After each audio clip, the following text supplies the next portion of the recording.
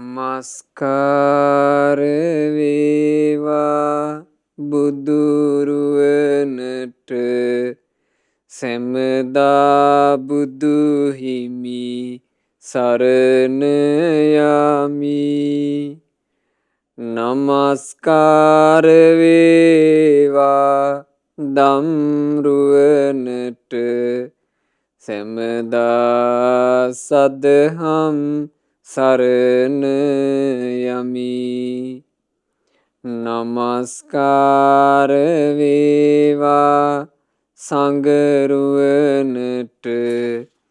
සැමදා මහා සංඝ සරණ යමි.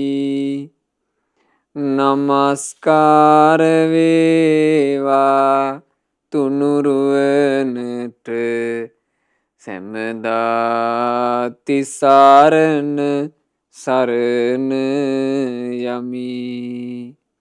සාදු සාදු සාදු. අප හැම දිනාගේ කල්යාණ මිත්‍ර ගුරුදේවෝත්තම පරම පූජනීය පින්වත් ලොකු ස්වාමීන් වහන්සේට අපගේ ගෞරවාදර වන්දනාව වේවා. ගුරුදේවයන් වහන්සේ නිදුක්ව නිරෝගව දීර්ඝායුෂ සම්පත්තියම ලබත්වා. සාදු සාදු සාදු. පූජනීය ගරුතර මහා සංඝරත්නයන් අවසරයි. වාසනාවන්ත සදහැවත් පින්වතුනේ, අද දවසේ මේ උතුම් සද්ධර්ම දේශනාව වෙනුවෙන් දායකත්වයේ දරනු ලබන්නේ තමුන්ගේ නමින් මිය පරලොවයන්ට යෙදුනා වූ සියලු ඥාති සමූහය හට පින්පෙත් අනුමෝදනා කරන අදහසිනුත්, සුජීවත්ව සිටින පවුලේ සියලු දෙනාහට සියලු සිත සාන්ති ආශිර්වාදේ ප්‍රාර්ථනා කරන අදහසිනුත්, පියදිගම පවුලේ පින්වත් සියලු දෙනා ඒකරාශී වෙලයි ධර්ම දානයන් මේ විදිහට සිදු කරන්න කල්පනා කළේ.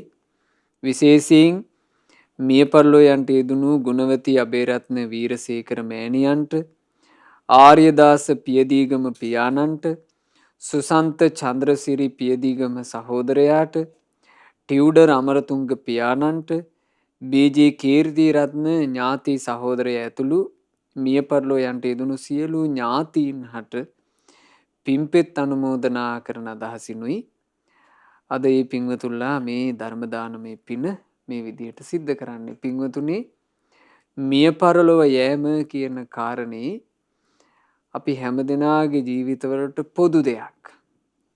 ඒ පොදු දේ සම්බන්ධයෙන් අවබෝධයක්, වැටහීමක්, දැක්මක් මේ මනුස්ස ලෝකේ වාසය කරන මිනිස්සු විදිහට අපි හැමෝටම තියෙන්න ඕන. ඒක ಜಾති වශයෙන්, ආගම් වශයෙන්, කුලමල වශයෙන් කිසිම අයුරකින් බෙදන්න බැරි එකක්. මොකද මරණයට එහෙම බෙහෙදනයක් නැහැ. බෙහෙදනයකින් තොරව ජීවිතයට මරණය පැමිණෙනවා නම් බුද්ධිමත් මිනිසෙක් මරණය ගැන හොඳ දැක්මකින් සිටිය යුතුමයි. මරණය ගැන දේශනා කරනකොට බුදුරජාණන් වහන්සේ බුද්ධිමත් මිනිස්සු 4 දෙනෙක් ගැන දේශනා කළා. ඒ 4 දෙනා ගැන වදාරන්න භාග්‍යතුන් වහන්සේ පාවිච්චි කළා ආජානීය අශ්වයාගේ උපමාව. ඒකට කියනවා අස්සාජානීය පතෝද. ආජානීය අශ්වයා සහ කෙවිට අතර ඇති සම්බන්ධය. අශ්වයා සහ කෙවිට අතරේ සමීප සම්බන්ධයක් තියෙනවා. මොකද කෙවිටෙන් තමයි අශ්වයාව හැමතිස්සෙම මෙහෙවන්නේ. අශ්වයා කෙවිටි පහර සම්බන්ධයෙන් බයකින් ඉන්නවා. කෙවිටි පහර කණ්ඩ අශ්වයා කැමති නෑ. ඊටාම දක්ෂ අශ්වයෙක් කෙවිටි පහරේ ඡායාව දකිනකොටම ඉක්මනට සංවර වෙනවා කියනවා. දක්ෂම අශ්වයා. මේ අශ්වයා මෙහෙම බිම බලාගෙන ඉන්නකොට ස්වාමියා කෙවිට ඔසවනවා, පේනවා හෙවණැල්ල. හෙවණැල්ල දැක්ක ගමන් අශ්වයා සංවරයට පැමිණෙනවා. ඒ තමයි දක්ෂම අශ්වයා. බුදුරජාණන් වහන්සේ දේශනා කළා ඔය වගේ දක්ෂ මිනිස්සු ඉන්නවා. ඒ මනුස්සයාට මරණයක් ගැන අහන්න විතරයි ලැබෙන්න ඕන. කෙනෙක් මැරුණා කියන වචනේ අහන්න ලැබුණා නම් ඇති ඒ කෙනාට සිහිය උපදිනවා. මේ ජීවිතේ ගත කරලා මැරෙනවා කියලා එකක් තියෙනවා. සදාකාලිකයි නෙවෙයි අපි කවුරුත්. මගේ ජීවිතේ කරාත් යම් මොහොතක මරණය පැමිණෙනවා. මරණය ආපු ගමන් කැමැත්තෙන් හෝ අකමැත්තෙන් මට යන්න වෙනවා. අන්න යාට සිහි උපදිනවා. දක්ෂ මිනිසෙක්. සමහරවිට මේ බණපදේ අහද්දී එහෙම දක්ෂ මිනිසෙකුට මේ බණපදේ ඇහෙන්න ලැබෙන්න පුළුවන්. ඊළඟට බුදුරජාණන් වහන්සේ දේශනා කළා ඊළඟ දක්ෂ අශ්වයා හෙවණැල්ල දුටු පමණින් උට සංවේගයක් සංවර භාවයක් උපදින්නේ. ඌගේ ඇඟට ස්වාමියා ලාවට කෙවිතෙන් තට්ටුවක් දානවා. කෙවිතෙන් තට්ටුව වැදිච්චි ගමන් ඌට සිහි උපදිනවා. ඌට සංවරයත හට ගන්නවා. ඔය වගේ තමයි දක්ෂ මිනිසෙක් ඉන්නවා. ඒ මිනිසයාට මරණයක් ගැන අහන්න ලැබුණු පමණින් සිහිය නූපදින්න පුළුවන්. හැබැයි මේ මිනිසයාට දකින්න ලැබෙනවා ජීවත් වෙච්ච මිනිස්සෙකුගේ මල කඳක් මැරිලා ඉන්නවා. මෘත ශරීරයේ දැක්ක ගමන් සිහි උපදිනවා. මේ මං වගේම හොඳට අංගපසංග තියෙන මිනිසෙක්. හැබැයි මේ මිනිසයාගේ ජීවේ දැන් නැහැ. මිනිසයා මැරිලා. මා කරාත් මෙසේ මරණය පැමිණෙනව නේද? අන්න සිහි උපදිනවා. සිහි ඉපදිලා මරණයට පත්වෙන ජීවිතේ වෙනුවෙන් ඔහු රැකවරණයක් සලසා ගන්න උත්සාහවත් වෙනවා. ඊළඟට බුදුරජාණන් වහන්සේ දේශනා කළා තුන්වෙනි දක්ෂ අශ්වයා තමයි. එයාට කෙවිතේ ඡායාව දැක්කට කෙවිතෙන් තට්ටුවක් වැදුනට හරියන්නේ. ස්වාමියා ටිකක් සැර පහරක් ගහන්න ඕන මේ ශරීරයට කෙවිතෙන්. එතකොට එයාට සංවරය හට ගන්නවා. ওই වගේම දක්ෂ මිනිස්සෙක් ඉන්නවා. ඒ මිනිසයාට මරණයක් ගැන ඇහුවට සිහිය නූපදින්න පුළුවන්. මරණයක් දැක්කාට සිහිය නූපදින්න පුළුවන්. හැබැයි තමන්ගේ ඥාති මැරෙනකොට තමන්ගේ හදවතට දැනෙන විදිහට කෙනෙක් මැරිලා යනකොට අන්න එයාට සිහිය උපදිනවා. මගෙත් එක්ක එකටම හිටපු අය මෙසේ මිය යනවා. එහෙනම් මේ එකට ඉන්න අය තලෙම මාත් මිය යනවා නොවේද? අන්න සිහිය උපදිනවා. ඊළඟට බුදුරජාණන් වහන්සේ දේශනා කළා අවසාන දක්ෂ අශ්වයා. ඒ අශ්වයාට කෙවිතේ හෙවණැල්ල දැක්කාට මදි. ලාවට කෙවිතේ පහර වැදිලා මදි. සැරට වැදිලත් මදි. එයාට ගහන්න ඕන මේ කෙවිත අරගෙන මේ කොඳු නාර ටිකේ කොඳු ඇටයකට. කොඳු ඇටේට සැර පහරක් ගහපුවම එයාගේ ඇට මිදුළු වලට මේක දැනෙනවා. අන්න එතකොට සංවර වෙනවා කියනවා. ඒ වගේ දක්ෂ මිනිස්සෙක් ඉන්නවා. ඒ මිනිසයාට මරණයක් ගැන ඇහුවාට දැක්කාට ඥාතියෙක් මරුණාටවත් සිහි උපදින්නේ නැහැ. හැබැයි තමන් කරාම මාරාන්තික ලෙඩක් දුකක් එනවා. ආන්නේ මොහොතේ යාට සිහි උපදිනවා. ඉතින් මේ විදිහට අපි කොහොම හරි පින්වතුනි අපේ ජීවිතය තුළ දක්ෂතාවය කියලා කියන්නේ මරණය ගැන යම් හැඟීමක් දැක්මක් අවබෝධයක් වැටහීමක් ඇති කර ගැනීම. ඉතින් ඒ උදෙසා අද මේ ඉගෙන ගන්න ධර්මය මහෝපකාරී වෙයි. අපි අද මේ ඉගෙන ගන්නේ චතුරාර්යකාවට අයත් මරණ සතිය කියන කොටසේ ගාථා රත්න. බලන්නේ ගාථාවන්ගේ අර්ථ එහි සඳහන් වෙන්නේ මෙහෙම. පවාත දීප තුල්යාය සායුසන්ත තියාකයන් පරූපමාය සම්පස්සං භාවයේ මරණස්සතින් සුළඟින් සැලී නිවෙනා පහන් සිලකට සමවන තිබෙන ආයුෂ අපගේ වේගයෙන් ගෙවෙමින් යයි අන් අය මැරෙන හැටි දැන එයම උපමාවටගෙන මරණය ගැනද නිරතුරු වැඩිය යුතු භාවනාවක් ලෙස. බලන්න ජීවිතය ගැන කියන ආකාරය. පවාත දීප තුල්යාය සායු සන්තතියාකයන්. ජීවිතය කියන එක ගැන තේරුම් ගන්න කියනවා දැල්වෙමින් තියෙන පහන් සිලක් වගේ. පහන් සිල දැල්වි දැල්වි දැල්වි තියෙද්දී එක සුළඟක් පැමිණ ඒ පහන් සිල නිවා දමනවා. ඔන්න ඔය වගේ මේ ජීවිතයට මරණය නම් වූ සුළඟ එනවා. ඒ එන මොහොතේ මේ ජීවිතය අත්හැර දා යන්න වෙනවා. අපිත් එක්ක එකට ජීවත් වෙන මේ හැම දෙනා හරියට දැල් වෙමින් තියෙන පහන් සිලු වගේ. දැල් වෙමින් තියෙන පහන් සිලු වගේ ඒ අය ඉඳලා එකපාර ආපු හුලඟකින් ඇතැම් පහන් සිලු නිවි යනවා වගේ එක්කෙනා දෙන්නා මෙරි මෙරි යනවා. මේ පැමිණි වසංගත රෝගී තත්ත්වය හමුවේ බලන්න. මේ මුළු මහත් මනුස්ස ප්‍රජාවම එක එක පහනක් ගානේ අපි ගත්තොත් එහෙම. මේ වසංගත රෝගී තත්ත්වය නිසා පහන් සිලවල් නිවි යනවා වගේ මිනිස්සු කී දෙනෙක් මෙරි මෙරි ගියාද? අපිට ආරංචි වෙනවා අසවල් රටේ අද මෙච්චරක් මෙරිලා. අසවල් රටේ අද මෙච්චරක් මෙරිලා. අපේ රටේ අද මෙච්චරක් මෙරුණා. අපට අහන්න ලැබෙනවා. අදට මේ වර්තමානයේ වෙනකොටත් දිනපතා කී දෙනෙක් හරි මේ විදිහට මෙරි මෙරි යනවා. මරණේ නම් වූ සුළඟ පැමිණිලා. මරණය කියන්නේ එහෙම එකක්. ඒ නිසා තව අය මෙරිලා යනවා දකින්නකොට ඒකම තමන්ගේ ජීවිතයට උපමාවක් විදිහට අරගෙන මරණය ගැන නිතර භාවනාවක් වගේ වඩන්න. නිතර පුරුදු කරන්න. හැම තිස්සෙම මරණය ගැන සිහි කරමින් වාසය කරන්නට. සතර ඉරියව්වේම මරණ සති භාවනා කරන්නට. මරණ සති භාවනාව කිරීම පිණිස විශේෂ ඉරියව්වක් නැත. අසවල් ඉරියව්වේ පමණක් මරණ සතිය වැඩි යුතුයි මරණය සිහි කළ යුතුයි මේ ඉරියව්වේදී කරන එක නාකයි කියලා එහෙම පැනවීම කිසිවක් නැහැ. මරණයට එහෙම පැනවීමක් නැත්තම් මරණය සිහි කර ගැනීම ගැන ආය 아무තු පැනවීමක් මොකටද? අපි මැරෙන්න තැනක් නැත්තම් අපි මැරෙන්න ඉරියව්වක් නැත්තම් කොයියම් හෝ කාල වකවානුවක මැරි යනවා නම් මරණය සිහි කිරීමට තැනක් ඉරියව්වක් කාලයක් නැත. හැම කල්හි මරණය සිහි කළ හැකි.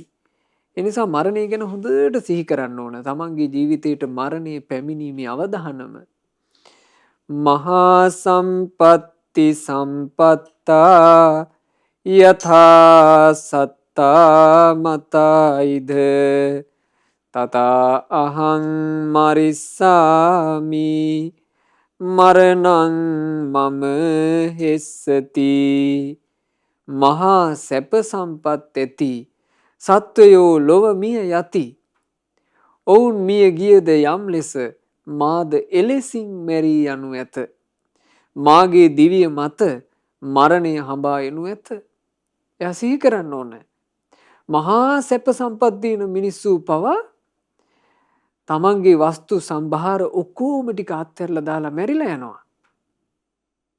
සැප සම්පත් ගොඩාක් තිබුණා කියලා ඒ මිනිස්සයා සදාකාලිකව ඉන්නේ.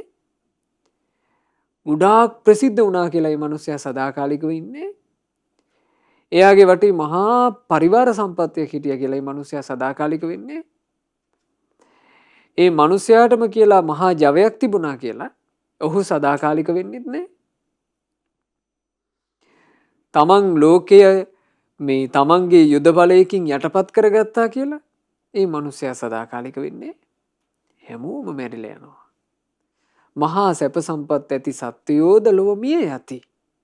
ඔවුන් මිය ගියද යම් ලෙස ඒ අය යම් අයුරකින් මිය පරලෝ ගියාද තමන් ළඟ තිබුණු මහා වස්තුව එහෙම්ම තියෙද්දි එයා මැරුණා.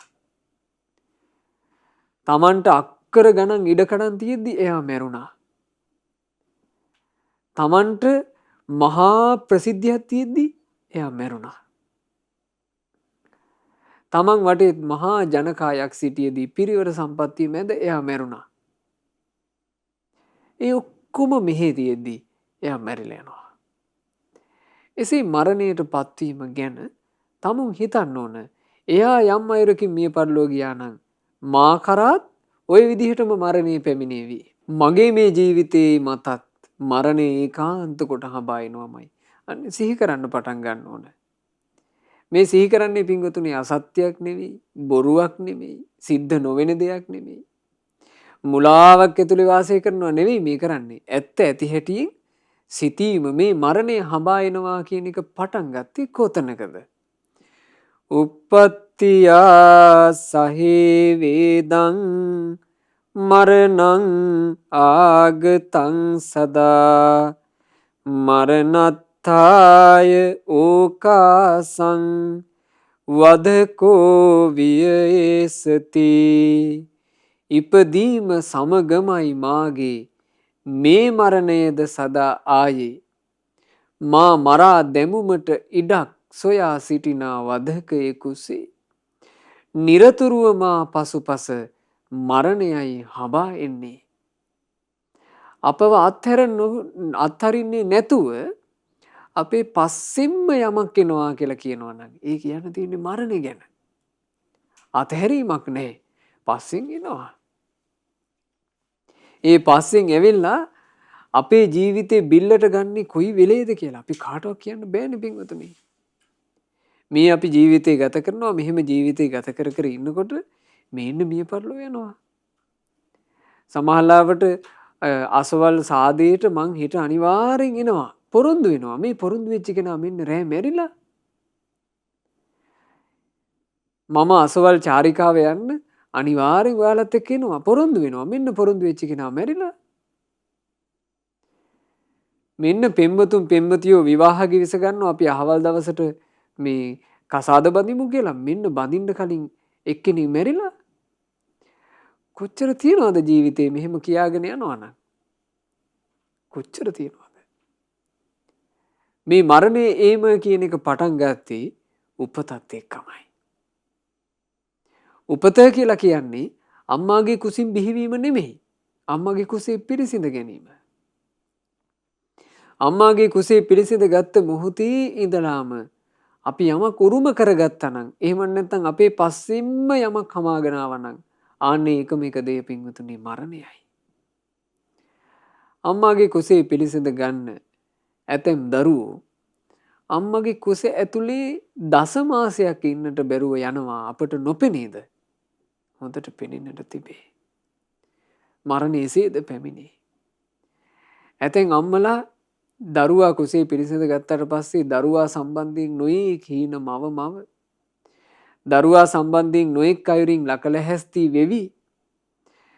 ඒ දරුවාව කල්ැතුවම තමන්ගේ කුසේ ඉන්න හැටි වෛද්‍යවරු ලව්වා බලවාගෙන ඒ වගින් සතුටු වෙවි. මෙහෙම අම්මලා වාසය කරන්නේ. මෙහෙම තාත්තලා වාසය කරන්නේ. ඒ දරුවා බිහි වෙන දවසේ මේ ලෝකෙන් යන්න යන්නේ නැද්ද?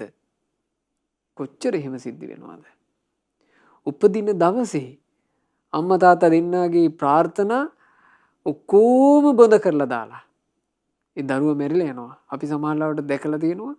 ඉතාම පුංචි ළමයි නම් තබන්නත් කලින් මියදිලා. සමහරවිට ඉතාම සුකුමාල චූටි දරු පැටව් බෝනික්කෝ වගේ ඒ වයසේදී මැරිලා යනවා. මැරුණාට පස්සේ චූටි මිනි පෙට්ටියක බෝනික්ෙක් තිබ්බා වගේ ඔබ දැකලා නැද්ද? මරණය ඉපදීමත් එක්කමයි මේ මරණය හඹා එන්නේ. තාමත් මේ මොහොතේත් මේ බණපද කියමින් ඉදිද්දීත් අපි සමීපෙම වදකයෙකුසේ සිටින්නේ මරණයයි.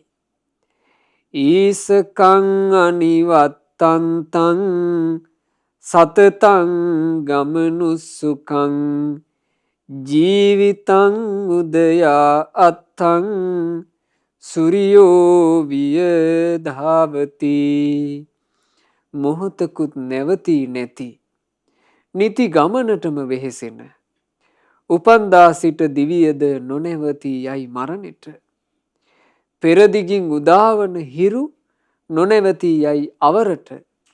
එලෙසින්ම මේ දිවියද නොනැවතී යයි මරණෙට. හරියට ඉර උදාව වගේ. පෙරදිගින් උදාවෙන ඉරු මධ්‍යහානය වෙද්දී අහසේ මැදට පැමිණිලා හවස් කාලේ වෙනකොට අවරදිගින් බැහැලා යනවා. ජීවිතය ගැනත් මෙසේම තේරුම් ගන්න කියනවා. අපි උපන්නා. ජීවත් වුණා. මැරිලා යනවා. ඉරට නම් ඒ උදෙසා පැය කිහිපයක කාලයක් ස්ථිරව වෙන් වෙලා තිනවා. ඉර සම්බන්ධයෙන් අපිට බය වෙන්න දෙයක් නැහැ. ඉර එකපාර මතුවෙලා පැයකින් බැහැලා යන්නේ. ඉර ඔන්න උදේ පෑයුවා එකපාර හවස් වුණා කියලා එකක් වෙන්නේ. ඉරට සාමාන්‍ය කාලයක් තියෙනවා. ඒ කාලවකවානු අරගෙන තමයි ඉර බැහැලා යන්නේ. හැබැයි මේ ජීවිතේට එහෙම එකක් නෑ. හිතා ගන්න බෑ. හිතාගන්න බැරි මොහොතක මරණය කියන එක නොසිතූ ලෙසම පැමිණෙනවා. පැමිණලා මේ ජීවිතේ ගොදුරු කරගන්නවා. ඒ වෙනුවෙන් මේ තමයි සුදුසු කාලය කියලා කාලයක් නෑ. මේ තමයි සුදුසු වයස කියලා වයසක් නෑ. මේ තමයි සුදුසු පිළිවෙල කියලා පිළිවෙලක් නෑ. මේ තමයි මැරෙන ලෙඩේ කියලා විශේෂ ලෙඩක් නෑ. මරණය කියන එක නම් මේ ජීවිතයත් එක්ක සම්බන්ධ වෙලා තියෙන හැටි පින්වතුනි හරි පුදුම සහගතයි. මිනිසයන්ගේ ජීවිතවලට මරණය සම්බන්ධ වෙලා තියෙද්දීත් මිනිස්සුන්ට මේ මරණය ගැන දැනෙන්නේ නැත්තේ මරණය ගැන නොහිතන නිසා. හිතන්න ගත්තොත් තමයි තේරෙන්නේ මේ මරණය කියන එක කොයි තරම් ජීවිතයට බලපවත්වන එකක්ද කියලා. මරණය කියන එක ගැන නිතර සිහි කරමින් වාසය කරනවා නම් ලාමක ඒවා කිසිවක ගිහිල්ලා හිර වෙන්නේ නැහැ. ලාමක දේවල් වල හිර වෙන්නේ නැහැ. බුදුරජාණන් වහන්සේගේ ශ්‍රාවක සංගරුවන ඒ නිසා නිතර මරණය සිහි කරමින් වාසය කළා. බුදුරජාණන් වහන්සේ එක් අවස්ථාවක භික්ෂුන්ගෙන් අහනවා මහණෙනි නුඹ මරණ සතිය වඩනවාද? මරණය ගැන සිහි කරමින් වාසය කරනවාද? එතනට ඔබ භික්ෂුන් වහන්සේලාගේ එක භික්ෂුවක් නැගිටලා කිව්වා ස්වාමීනි මං මරණය ගැන සිහි කරනවා. මං හිතන්නේ ස්වාමීනි මෙහෙම. මට ඉන්ට ලැබෙන්නේ දවසක් වෙන්න පුළුවන්. දවසක් ඇතුළත මට මරණය ඉන්න පුළුවන්. ඒ නිසා මරණය පැමිණෙන්නට පෙර මං මගේ ජීවිතයට යහපතක් සලසා ගන්න ඕන. නොලැබූ දියුණුවක් ලබා ගන්න ඕන. මගේ ජීවිතය තුළ මං යම් සාර්ථකත්වයක් සකස් කර ගන්න ඕන. ඒකට ප්‍රමාද වෙලා බෑ. මොකද දවසක් ඇතුලේ මං මැරෙන්න පුළුවන්. ස්වාමීනි මං එහෙම හිතනවා. ඊළඟ භික්ෂුව නැගිටලා කිව්වා ස්වාමීනි මම දවසක් තරම් දුර හිතන්නේ. මං හිතන්නේ ස්වාමීනි වරුවක් ගැන. උදේ වරුව ඇතුලේ එහෙම නැත්නම් හවස් වරුව ඇතුලේ මම මැරෙන්න පුළුවන්. මරණය කියන එක එච්චර ඉක්මනට මට එන්න පුළුවන්. ඒ නිසා ප්‍රමාද වෙන්න කාලයක් නැත කියලා. ඊළඟට අනිත් භික්ෂුව නැගිටලා කිව්වා ස්වාමීනි මම හිතන්නේ ඒ වගේ වරුවක් අරගෙනත් නෙමෙයි. මං කල්පනා කරනවා ස්වාමීනි මේ පිණ්ඩපාතයට ලැබෙන යම් දානි ටිකක් ඇද්ද මේ දානේ චුට්ටින් 4-5 පිටක් බත් ටිකක් අනුභව කරන්න කලින් ඒ අතරතුර කාලේ මම මැරිලා යන්න පුළුවන්. ස්වාමීනි මං ඔහොම හිතනවා. මේ බත් පිටවල් 4-5ක් අනුභව කරන ටිකට මරණය එන්න පුළුවන්. මං ස්වාමීනි එහෙම හිතලා ඒ වගේ කෙටි කාලයක් අරමුණු කරගෙන මම මරණය සිහි කරනවා. තවත් භික්ෂුවක් නැගිටලා කිව්වා ස්වාමීනි මම හිතන්නේ ඒ පිළිවෙලට නෙමෙයි. මං කල්පනා කරනවා ස්වාමීනි අතට ගත්ත බත් පිඩ එක බත් පිඩක් ගිල ගන්නට මත්තෙන් මැරෙන්න පුළුවන්. ස්වාමීනි මං එහෙම හිතනවා. අනිත් භික්ෂුවක් නැගිටලා කිව්වා ස්වාමීනි මම කල්පනා කරන්නේ මේ විදිහට ඉහළට ගස්න හුස්ම පොද පහළට හෙලන්න කලින් මරණය එන්න පුළුවන්. පහළට හෙළූ හුස්ම පොද ඉහළට ගන්න කලින් මරණය එන්න පුළුවන්. බුදුරජාණන් වහන්සේ වදාලා මහණෙනි මරණ සතිය ගැන ඔබ සිහි කරපු ආකාර ගත්තාම ඔය ආකාර වලින් ඉහළට ගත්ත හුස්ම පොද පහළට හෙලන්න පෙර මැරෙන්න පුළුවන් කියලා යම් භික්ෂුවක් කිව්වද?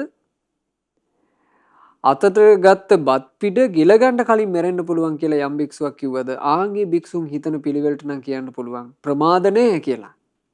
අප්‍රමාදී කියලා. අනෙක් භික්ෂුන් මරණ සතිය දියුණු කරන්න මහන්සි ගත්තට ප්‍රමාදයි කිව්වා. දවසක් අරමුණු කළත් වරුවක් අරමුණු කළත් 4-5 පිටක් අනුභව කළත් ප්‍රමාදයි කිව්වා. එහෙම බලපුවාම පින්වතුනේ අපේ ජීවිතවල අපි සෑහෙන ප්‍රමාදයිනේ. සමහරවිට අපට මේ වගේ බණපදයක් කියනකොට මරණය ගැන මතක් වෙනව ඇරෙන්න නැත්තම් වගේ වගක් නැහනේ. නොමැරෙන මිනිස්සු වගේනේ අපේ ජීවිතය ඔහි ගත වෙගෙන යන්නේ. මරණයේ සෙවණැලි හැම තැනින්ම දකින්න ලැබෙද්දී මරණය ගැන කතාම අහන්න ලැබෙද්දී ප්‍රවෘත්ති ටික බලනකොට මෙච්චර හදිසි අනතුරු හින්දා මැරුණා, මෙච්චර කොරෝනා නිසා මැරුණා, මේ හේතු නිසා මෙච්චරක් මැරුණා, මෙහෙම අහන්න ලැබෙද්දී මරණය ගැන අපිට අදහසක් එන්නේ නැහනේ. අසවලුත් මැරිලා, අසවලාත් මැරිලා, අසවලාත් මැරිලා කියලා කතා වුණාට තමන්ගේ මරණය ගැන අපිට දැනෙන්නේ නැහනේ. තියෙන නිසා. ඒ නිසා අපේ ජීවිතය තුළ අපි ඇති කරගත යුතුම දෙයක් තමයි මේ මරණය සම්බන්ධයෙන් තියෙන දැක්ම. ඒක පෞද්ගලික එකක්. මේ බණපදේ අහද්දී වුණත් මං මගේ මරණය ගැන සිහි කරන කෙනෙක් වෙන්න ඕන කියලා Tamanට හැඟීමක් ඇති වුණොත් විතරයි මේ බණපදින් වුණත් අර්ථයක් උපදින්නේ. ඒ නිසා තම තමන් දක්ෂ වෙන්න ඕන. ඉතින් ඒ අර්ථය තමාහට සමීප කරගන්න. බුදුරජාණන් වහන්සේගේ ශ්‍රාවක සංඝරත්නය ධර්මයේ තුල සම්පූර්ණයෙන් දමණය වුණේ පින්වතුනි මරණ සතිය මූලික කරගෙන. ඒක හොඳට තේරෙන තැන අපේ ධර්මාශෝක අධිරාජ්‍යයා රජකම් කරන කාලේ බුද්ධ ශාසනය කෙරෙහි බලවත් වූ පහන්සිත් ඇති කරගත්ත ධර්මාශෝකයන් මාලිගාවේ 60,000ක් මහා සංගරුවනට නීති දන් දෙන්න පටන් ගත්තා. දවසකට 60,000ක් මහා සංඝරත්නයේ මාලිගාවට වැඩම කරනවා. බොහෝම සංසුම් පියවීම් වැඩම කරලා ඒ උත්තමයන් වහන්සේලා දානේ වළඳලා නික්මිලා වඩිනවා. ධර්මාශෝක අධිරාජයාට හිටියා සහෝදරයෙක් තිස්ස කියලා. මේ තිස්ස කියන යුව රජුරුව උපරාජයන් මේ භික්ෂුන් ගැන පැහැදීමකින් යුක්ත වුණේ නැහැ. උපරාජ කල්පනා කළා මේ භික්ෂුන් වහන්සේලා හොඳ තරුණ වයසේ වැඩක් පළක් කරලා ජීවත් වෙන්න පුළුවන්කම තියෙද්දි මේ රජුරුව ළඟට ඇවිල්ලා නිකන් ලැබෙන දාන ටික අනුභව කරනවා. රජුරුවට රැවටිලා ඉන්නේ මේගොල්ලෝ ළඟ තියෙන මේ සංවරකමට. මේ සංවරකම එකත් එකටම මවාපෑමක්. මෙහෙම තමයි හිතුවේ. දවසක් උපරාජ මුව දඩයමේ යනවා. මුව දඩයමේ යද්දී උපරාජට දකින්න ලැබෙනවා මුව නිල් තනකොළ කාලා සීතල වතුර බීලා සෙල්ලම් කරන හැටි. උපරාජ කල්පනා කළා මේ මුව කියලා කියන්නේ මවාගත්ත ජීවිත තියෙන සත්තු නෙමෙයි. මේකුන් අවංකයි. මුන්ට නිකන් තනකොළ ටික ලැබෙනවා නිකන් වතුර ටික ලැබෙනවා. මුන් මේ නිකන් ලැබෙන ටික කාලා බීලා හරි සන්තෝෂෙන් පැන පැන ඉන්නවා. මුන් අවංක නිසා. භික්ෂුන් වහන්සේලා තමන්ගේ ඇත්ත ස්වභාවය ප්‍රකට කරනවා නම් කර යුත්තේ මේක. රජුරුව නිකන් දානේ ටික දෙනවා. රජුරුව හැමදේම පූජාවන් විදිහට නිකන් දෙනවා. ඒවා ටික ලැබෙන භික්ෂුන් අවංකව කටයුතු කරනවා නම් මෙන්න මේ මුව වගේ කෙලිසෙල්ලමින් ඉන්න ඕන. ඔය අදහස උපරාජ තිස්ස ධර්මාශෝක අධිරාජයා ළඟට ඇවිල්ලා කිව්වා. මට නම් හිතෙන්නේ මේ භික්ෂුන් සම්පූර්ණයෙන් බොරුව කරන්නේ. එතකොට ධර්මාශෝක අධිරාජයා උපරාජ තිස්සට මේ කාරණේ පහදලා දෙන්න ඕන නිසා පුදුම උපායක් යෙදුවා. රජුරු කේන්ති ගියපු ලීලාවක් පෑවා. කේන්ති ගියපු ලීලාව පාලා කියනවා උපරාජය තිස්සය ඔහේ මං බොහෝසේ පැහැදී ඉන්න සංගරුවනටයි මේ වචන කියන්නේ. ඔහෙට මේකට දඬුවම් විඳින්නම සිද්ධ වෙනවා. දඬුවම විදිහට වෙන කිසිම එකක් නෑ මරණ දඬුවම තමයි දඬුවම. හැබැයි ඔහේ රාජවංශිකෙක්. ඒ නිසා ඔහේව නිකන් සාමාන්‍ය විදිහට මරන්න මට පුළුවන් කමක් නෑ. ඔහෙට අද ඉඳලා දවස් 7ක් රජ සැප ලැබේ. ඒ රජ සැප භුක්ති විඳලා සතුටින් ඉන්න 7 වෙනි දවසේ ඔහෙගේ හිස කඳින් වෙන් වෙයි කිව්වා. දැන් මේ රාජාන කියලා කියන්නේ මේ ලේසි පහසු රජෙකුත් නෙමෙයි.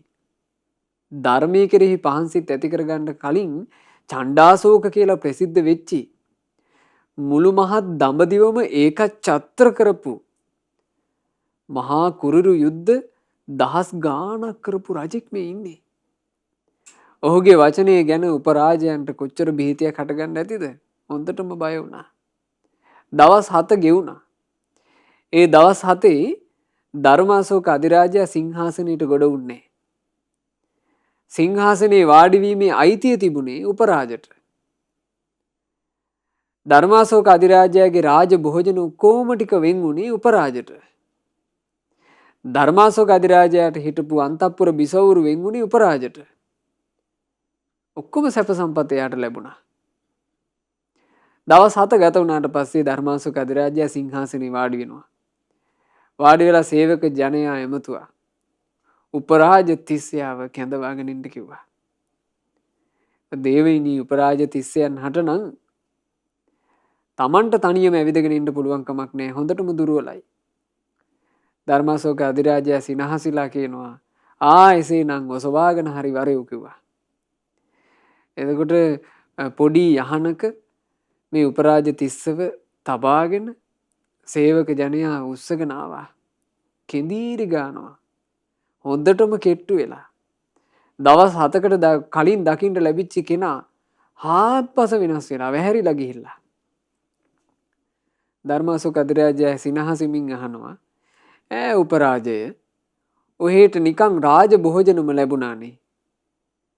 ඔහෙට නිකං රාජකීය සියලු සත්කාර ලැබුණානේ. මොකෝ මේ ඇදිලා ගිහිල්ලා කෙට්ටු වෙලා ලෙඩ වෙලා ඔහේ ඒ රාජශ්‍රීයෙන් සතුටුුනේ නැද්ද? එතකොට උපරාජ තිස්ස කියනවා දේවයිනි දින 7කින් මේ යන්නේ කියලා සිහි වෙනකොට කොච්චර රසවත් ආහාර තිබුණත් කොච්චර රාජකීය සම්භාෂණ තිබුණත් මං කොහොමනම් සතුටක් ලබන්නද? ධර්මාශෝක අධිරාජයා වදාරනවා උපරාජ තිස්සේනි දින 7කින් මැරෙනවා කියන එක සිහි කරද්දී ඔබට මේ කාමයන් ඔච්චරටම එපා වුණා නම් ඉහළට ගත්ත හුස්ම පොද පහළට හෙලන්න කලින් මරණය පැමිණෙන්න පුළුවන් කියලා සිහි කරන මං සරණ ගියපු මගේ ආර්යයන් වහන්සේලා උන්වහන්සේලා මේ නීච කාමයට කොහොම ඇලෙන්නද? අන්න එහෙමයි කිව්වේ. ඒ වචනින්ම උපරාජ තිස්ස සම්බුද්ධ ශාසනය පැහැදුනා. හොඳට ආහාර පාන අරගෙන තමන්ගේ ශරීරය ප්‍රකෘතිමත් කරගෙන ධර්මාශෝක අධිරාජයාගෙන් අවසර අරගෙන ශාසනය පැවිදි වුණා. තිස්ස නමින් උතුම් මහා රහතන් වහන්සේ නමක් බවට පත් වුණා. ඉතින් ඒ නිසා පින්වතුනි මරණය ගැන සිහි කිරීම කියලා කියන්නේ එහෙම බලයක් මේ ජීවිතේ රකින්න. මේ ජීවිතේ රකින්න බලයක් මරණය ගැන සිහි කිරීම. හොඳට පින් කරන්න අනුබල ලැබෙනවා. හොඳට ධර්මයේ හැසිරෙන්න අනුබල ලැබෙනවා. ලාම කෙව්වගේ එල්ලෙන්නේ නැතුව ජීවිතේ රැකගන්න ගොඩාක් උපකාරයි. අපිට දකින්න ලැබෙනවා මිනිස්සු හදිහූනියම් කර කර එක එක මිනිස්යාට වින කටින හැටි. ඊළඟට එක එක මිනිස්යන්ගෙන් පලි ගන්න හැටි.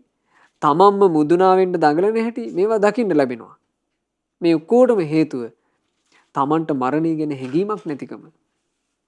තමන් මැරෙන කෙනෙක් කියන හැඟීම තිබුණා නම් මේ අරුබුද කිසිවක්ම නැහැ. ඒ නිසා උතුම් රහතන් වහන්සේලා ධර්මයේ දේශනා කරනකොට ඒ රහතන් වහන්සේලාගේ අදහස් වල තියෙනවා මේ මිනිස්සු තමන් මැරෙන අය බව දන්නේ නැත. තමන් මැරෙන අය කියලා මේ අය දන්නවා නම් මේ කලකෝලහල ඔක්කොම සංසිඳනවා කියලා. කොච්චර සත්‍යයක්ද? අපි ගත්තොත් එහෙම ආණ්ඩු කරන අය මිනිස්සයා ගැන හැඟීමකින් තොර වෙනවා. ඒක අතීතෙත් එහෙමයි. ඒක වර්තමාන කාලෙත් එහෙමයි. ඒක අනාගතෙත් එහෙමයි. හේතුව ආණ්ඩු කරන ඈයන්ට රජවරුන්ට අමාත්‍යවරුන්ට මරණය ගැන හැඟීමක් නැහැ. වෙළඳ ව්‍යාපාරිකයෝ වෙළඳ ව්‍යාපාර කරනකොට මිනිස්සයාට හොරබොරු කරනවා. හේතුව වෙළඳ ව්‍යාපාරිකයන්ට මරණය ගැන හැඟීමක් නැහැ. එකිනෙකාට බොරු කරගන්නවා. හේතුව තමන්ගේ මරණය ගැන තමන්ට හැඟීමක් නැහැ. ඉතින් ඒ නිසා මරණය ගැන හැඟීම කියන එක නම් හරි වටින එකක්. විජ්ජු බුබ්බුල උස්සාව ජලරාජි පරික්ඛයන් ඝාතකෝවරිපූතස්ස සබ්බත්ථාපි අවාරියෝ. විදුලියක් මෙන් දිය බුබුල මෙන් පිනිබිඳක් මෙන් නැසී යන මෙය ඉරක් ඇඳි විට දිය මත වහා මැකෙමින් යන ලෙස මරණයද පසුපසින් එයි සතුරු ඝාතකයෙකු ලෙස කිසි තැනකදී මරණය වළක්වාලිය නොහැක්කේමය. මරණය ගැන එහෙමයි මුනිවරු පැවසුවේ. විදුලියක් වගේ මේක. විදුලිය කියන එක බොහෝ වෙලා පවතින්නේ. විදුලිය කියලා කිව්වේ අකුණක්. අකුණ ගොඩාක් වෙලා පවතින්නේ. මතු වුණා සැනකින් නැති වී ගියා. ජීවිතය කියන එකත් ඒ වගේ. දිය බුබුලක් වගේ. දිය බුබුල කියන එකත් ඒ වගේ. තනකොළාග තියෙන දිය බුබුල තනකොළාග තියෙන පිනිබිඳ මොහොතකින් නැසී යනවා. ඉරක් ඇඳි විට දිය මත වහා මැකෙමින් යන ලෙස. ඉරක් මෙහිම වතුරේ ඇඳගෙන ගියොත් එහෙම අඳින පමාවටම මැකීගෙන එනවා. ඕන් ඔය වගේ මරණයද පසුපසින් එයි සතුරු ඝාතකයෙකු ලෙස. ඝාතකයෙක් පස්සෙන් එනවා වගේ මරණයත් හැමතිස්සෙම එනවා. හෙවණැල්ලක් වගේ. කිසි තැනකදී මරණය වළක්වාලිය නොහැක්කේමය. මරණය වළක්වන්න පුළුවන් තැනක් නැහැ. අපි ගත්තොත් ලෝකේ තාක්ෂණය ගොඩාක් දියුණුයි. දියුණු තාක්ෂණයක් තිබුණා කියලා මරණය වළක්වන තාක්ෂණයක් නේ. ලෝකේ නොයෙක් යන්ත්‍රෝපකරණ හට ගන්නවා. ඒ යන්ත්‍රෝපකරණ කිසිවකින් මරණය වළක්වන්න පුළුවන් කමක් නැහැ. විද්‍යාඥයෝ නොයෙක් සමීකරණ ආදී හොයාගෙන ඒ සමීකරණ වලින් තමන්ගේ ජීවිතේ නොයෙක් ඵල ප්‍රයෝජන අරගන්නවා. මරණය වළක්විය හැකි සමීකරණයක් ඇත්තේ නැහැ. නැකත්කාරයෝ නොයෙක් නැකත් බල මේ මිනිස්සුන්ට මේ නැකතට වැඩ කරපල්ලා හරියනවා කියලා කියනවා. මරණයෙන් බේරෙන්න නැකතක් නැහැ. නොයෙක් මැජික්කාරයෝ මේ සංදර්ශන වලට පැමිණිලා මේ මිනිස්යාට මැජික් පෙන්නලා මේ මිනිස්යාට පුදුම සහගත දේවල් දකින්න සලස්සනවා. සමහරවිට මේ මැජික්කාරයා මෙන්න ඉන්නවා. මේ මැජික්කාරයා නැති වෙලා යනවා. මිනිසුන්ට හිතා ගන්න බැරි තරම් පුදුමයි. හැබැයි මේ මැජික්කාරයාට කිසිම මැජික් එකක් නැහැ මරණයෙන් බේරෙන්න. වෛද්‍යවරු නොයෙක් ආකාරයේ ඖෂධ හොයා ගන්නවා. මේ ඖෂධ හොයාගෙන සමහරවිට අතීතේ ගොඩාක් දරුණුයි කියපු ලෙඩ රෝග අද ඉක්මනින් සුවපත් කරනවා. අතීතේ ගොඩාක් දරුණුයි කියලා කියපු ලෙඩ රෝග මේ වර්තමාන කාලේ වෙනකොට හොඳ බෙහෙත් හොයාගෙන ඉක්මනින් සුවපත් කරනවා. ඒ වුණාට මේ මරණය කියන එක සුවපත් කරගන්න පුළුවන් බෙහෙතක් කිසිම වෛද්‍යවරු හොයාගන්න ලැබිලා නැහැ. මරණය දිනුවා නම් මරණයනුත් ජයගත්තා නම් ඒ සම්බුද්ධ ශාසනය විතරමයි. වෙන තැනක් නැහැ. වෙන තැනක් ඇත්තේම නැහැ. යලි නොමැරෙන ස්වභාවයට පත් වුණා නම් ඒ සම්බුද්ධ ශාසනය තුල පමණමයි. වෙන කිසිම තැනක් නැහැ. ඒ නිසා මේ මරණය ගැන එහෙම තේරුම් ගන්න කියනවා. හරි සැනකින් ජීවිතේට මරණය එන්න පුළුවන්. සුයසත්තාම පුඤ්ජෙද්දී බුද්ධි ජිනද්වයං ඝාතේසි මරණං කිප්පං කාතුමා දිසකේ කතා. පිනෙන් නුවණින් ගුණෙන් ඉතිරුණු බුදු පසේ බුදු රහතුන් මරණය විසින් සැනකින් නසා වනසා දෙමු. මා වැන්නෙකුගේ මරණය ගැන කියන්නට දෙයක් නැතිමය. පිනෙන් නුවණින් ගුණයෙන් ඉතිරී හිටපු බුදු පසේ බුදු මහරහත් උත්තමයෝ පවා ජීවිතයේ අවසන් මොහොත කියන මරණය විසින් එක සැනකින් වනසලා දැමුවයි. වනසලා දැම්මා කියලා කියන්නේ ඒ උත්තමයන්ගේ ජීවිතේ අවසන් වුණා. ඒ ජීවිතය අරගත්තා. ඒ බුදු පසේ බුදු මහරහත් උතුමන්ට අපි මරණය කියලා එකට කියන්නේ. ඒකට කියන්නේ පිරිනිවීම. මොකද මේ උත්තමයන් වහන්සේලා යලි මරණයක් නැති උත්තමයෝ විදිහට තමයි මේ ලෝකේ අවසන් කරන්නේ. මේ ජීවිතය අවසන් කරනකොට යලි මරණයටපත් වෙන ස්වභාවයේ උන්වහන්සේලා වනසලා හේතුව යලි උපදින ස්වභාවය උන්වහන්සේලා තුල නැති නිසා. මරණය සම්පූර්ණයෙන්ම වනසා දැමූ ඒ උත්තමයෝ පවා තමන් වහන්සේලාගේ ජීවිතයේ අවසාන මොහොතේ මේ ශරීරයේ බැහැර කොට පිරිනිවනට වැඩියා. එහෙව් එකේ මා වෙන්නෙකුගේ මරණය ගැන කාතු මා දිසකේ කතා කියන්ට දෙයක් නන්නේ. අන්න එහෙම සිහි කරන්න ඕන. එසේ සිහි කරනකොට තමයි තමන්ට තමන්ගේ ජීවිතයට තියෙන අසරණ භාවය, තමන්ගේ ජීවිතයට කොච්චර අවධානමක් තියෙනවාද, තමන් කොච්චර මේ මහා ප්‍රජාවක් අතරේ හිටියත්, මහා සම්පත් ගොඩක් මැද්දේ හිටියත් තමන් තනි කෙනෙක් නේද? ආන් එහෙම තේරෙන්න ගන්න එතකොට. අපිට නැත්තම් මේ පිරිවරත් එක්ක ඉන්නකොට කාම සම්පත් තියෙනකොට අපිටම කියලා සුඛෝපභෝගී වාහනයක් තියෙනකොට හොඳට ගෙයක් දොරයක් හදා ගන්නකොට අපි ටිකක් ප්‍රසිද්ධ වෙනකොට අපිට ඔක්කොම අමතක වෙලා යනවා. ඔක්කොම අමතක වෙලා අපිට නිකන් හිතෙනවා මේ අපි හැමදාම මේවා වසඟේ පවත්වගෙන සදාකාලිකව මේ ලෝකේ අපිට ඉන්න පුළුවන් කියලා. ඒ වගේ අමුතු සිහින සංකල්පනා නේද පින්වතුනි ජීවිතවල වැඩිපුරම එන්නේ. අපේ ජීවිත ගොඩනැගෙන්නේම ඒවා මත. මුලාව මත ජීවිත ගොඩනැගෙන්නේ. එතකොට අපිට හැඟීමක් තිබුණොත් එහෙම මරණය ගැන අන්න රැකවරණයක් තියෙනවා. පච්චයානංච වේකල්යා බාහිරජ්ජත්තු පද්දවා මරාමෝරං නිමේසාපි මරමානෝ අනුක්ඛනන්ති. පැවැත්මට උපකාර වන දෙය වෙනස් වී ගිය විට සැනින් සිරුර ඇතුළත හා පිට උවදුරුය මතුවන සැනින් නිතියෙන් වෙනස් වී හැම ජීවිතය අවසන් කොට ඇසිපිය හෙළන මොහොතින් බිම හෙලා ලනු නිසකය. මේ ජීවිත පැවැත්මට හේතු වෙන යම් දේවල් තියෙනවා නම් දැන් ජීවිත පැවැත්මට හේතු වෙන දේවල් ගත්තාම ඔන්න කර්ම ශක්තිය ජීවිත පැවැත්මට හේතු වෙන දෙයක්.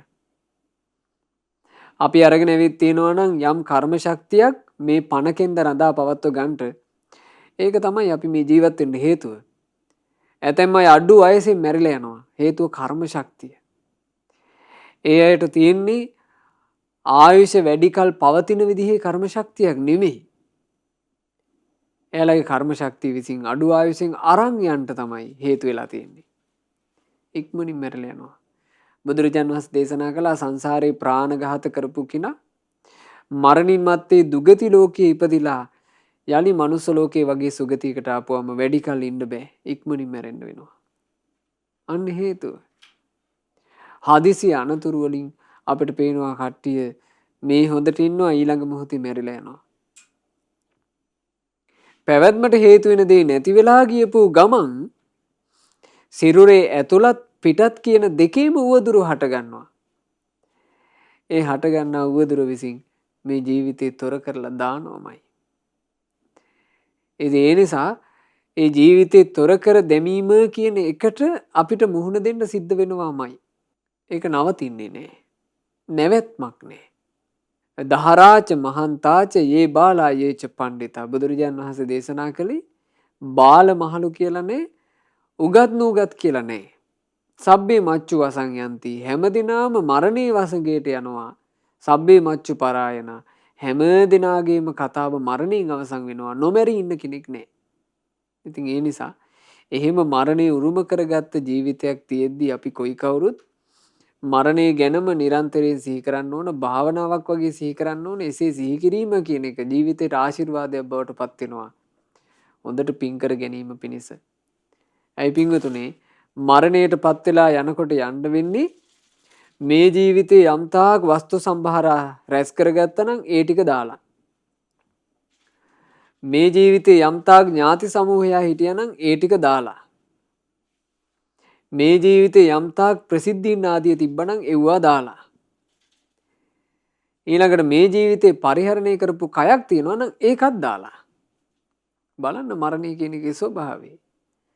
ඒ ඔක්කොම දාලා යන්න යනකොට අපට අප උදෙසා තියෙන පිරිසරණ මොකක්ද? මේ කයත් අත්හැරලා දාලා යන්න වෙනවා කියන මොහොතට අපි මුහුණ දෙන්නේ කෙසේද? මේවා අපි හිතිය යුතු නැද්ද? හිතිය යුතුමයි. ඉතින් එහෙම කල්පනා කරන කෙනෙකුට තමුන්ගේ ජීවිතයට රැකවරණය පිණිස තමන් කරගත යුත්තේ හොඳට පින් රැස් කරගන්න එකයි.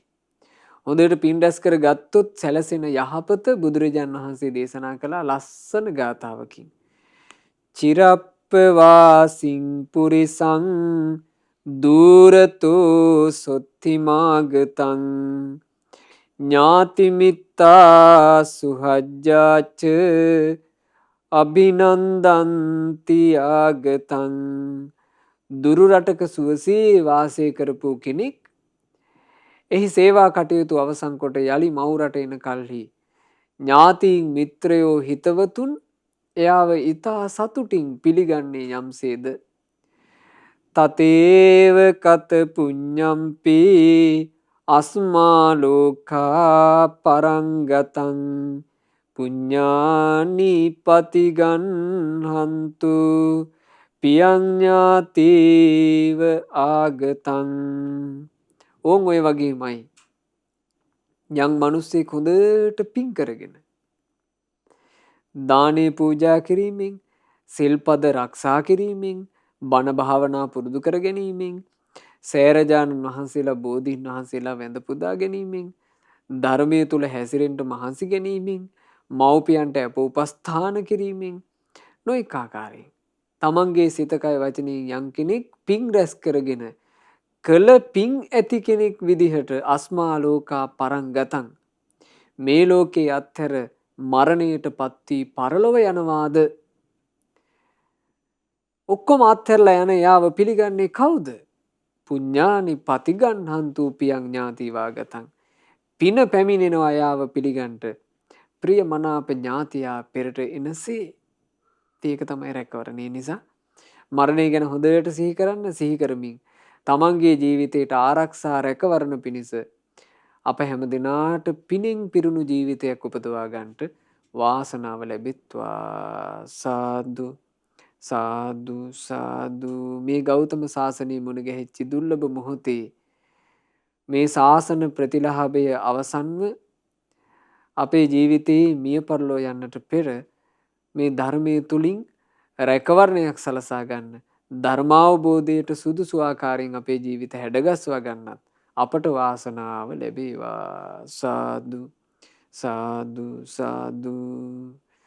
අද දවසේ මේ උදාර ධර්ම දානමී පිණින් රැස් වූ සියලුම පුණ්‍ය සම්භාර ධර්මය ගටිකාර මහා බ්‍රහ්මරාජයා, සාම්පති මහා බ්‍රහ්මරාජයා, සනන්කුමාර මහා බ්‍රහ්මරාජයා ඇතුළු බ්‍රහ්මකායික සියලු දෙවියෝ සතුටින් අනුමෝදන් වෙත්වා. සක්දෙවිඳුන්, සතරවරන් දෙවිවරුන්, සෙම්පති දෙවිවරුන් ප්‍රධාන ඒ සදෙව්ලෝක වාසී සියලු දෙවිවරු, විශේෂයෙන් ආලවක දෙවියන්, ලංකා භූමිය සුරකින ශ්‍රීමත් සුමන සමන් දෙවියන් ප්‍රධාන සියලු දෙවියෝ පින් අනුමෝදන් වෙත්වා. අප හැම දෙනාගේ ඉෂ්ඨකාමී හිතකාමී සියලු දෙවියෝද පින් අනුමෝදන්ව දෙවියෝ දිවිය සැපින් වැඩෙත්වා. දෙවියන්ගේ නිරන්තර ආරක්ෂාව රැකවරණයේ උපකාරය අප හැම දිනාට දෙවියෝ සලසත්වා. දෙවියෝද සංසාර දුකින් අත මිදේවා. සාදු සාදු සාදු. අපගේ ගුරු දේවෝත්තම කල්යාණ මිත්‍ර පරම පූජනීය පින්වත් ලොකු ස්වාමීන් වහන්සේට සියලු පින් අනුමෝදන්ව නිදුක් නිරෝග සුවයම සැලසේවා. දීර්ඝායුෂ සම්පන්නියම සැලසේවා. ගුරු දේවයන් වහන්සේට ගෞතම සාසනය තුලම චතුරාර්ය සත්‍ය ධර්මය පරිපූර්ණ වශයෙන්ම අවබෝධ කරන්ට වාසනාව ලැබෙත්වා. සාදු සාදු සාදු.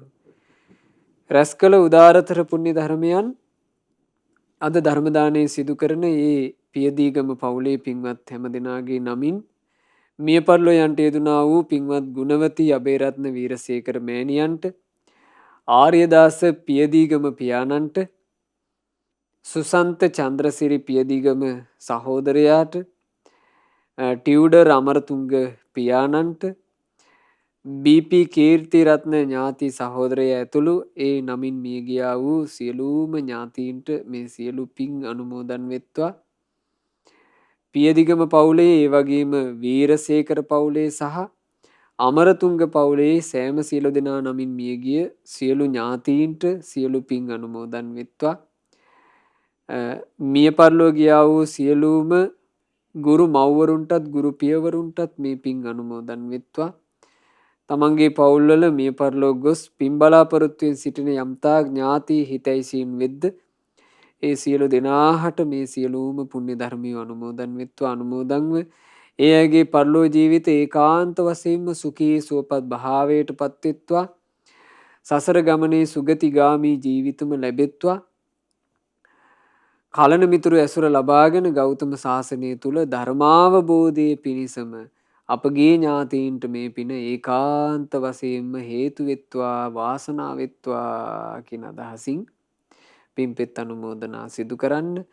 සුජීවත්ව සිටින පින්වත් සුමනා අමරතුංග මෑණියන්ටත්, පියදීගම පවුලේ සහ වීරසේකර පවුලේ සියලුම ඥාතීන්ටත් සියලු පුණ්‍ය ධර්මය අනුමෝදන් වෙලා සියලු යහපත සියලු අභිවෘද්ධිය සැලසේවා. නිදුක් නිරෝග සුවපත් භාවය දීර්ඝායුෂ සම්පන්නිය සැලසේවා. අද ධර්ම දානයේ සිදු කරන මේ පියදිගම පවුලේ සෑම සියලු දෙනාගේ රැකී රක්ෂා ව්‍යාපාර කටයුතු ආදිය ਸਰව ප්‍රකාරයෙන් සාර්ථක වෙත්වා. දූදරු මුණුපුරු මිනිපිරියන්ගේ අධ්‍යාපන කටයුතු ආදිය ਸਰව ප්‍රකාරයෙන් සාර්ථක වෙත්වා. ජීවිතවලට යම් මේ පෙනෙන නොපෙනෙන කරදර බාධා ආදී යම් තාක් දේ ඇද්ද සියල්ලම දුරු වෙත්වා. සියලු දෙව් රැකවරණීන් කරදර බාධා වලින් තොරව සුවසේ සැනසille ජීවිත ගත කරන්නට ලැබෙත්වා. ශ්‍රද්ධා මාසික ධර්ම දාන සමාජික පින්වත් හැමදෙනාටත් ශ්‍රද්ධා රූපවාහිනියේ සහ ලක්විරු ගුවන්විදුලියේ කාර්ය මණ්ඩලවල සියලු දෙනාටත් ඒ වගේම සුපින්වත් ඔබටත් කල්යාණ මිත්‍ර සත්පුරුෂ උතුමන් ඇසුරු කරමින් තවදුරටත් සුවසේ පින් කරගන්නට ලැබේවා. සුවසේම ධර්මයේ හැසිරෙන්න ලැබේවා. ගෞතම සාසනය තුලම චතුරාර්ය සත්‍ය ධර්මය අවබෝධ කරන්න හැම දිනාට වාසනාව ලැබෙත්වා. හැම දිනාටම තෙරුවන් සරණයි. නමෝ බුද්ධාය. මෙවැනි වටිනා ධර්මදේශනා ශ්‍රවණය කිරීමට ශ්‍රද්ධා ඩේලි YouTube චැනලය සබස්ක්‍රයිබ් කරන්න.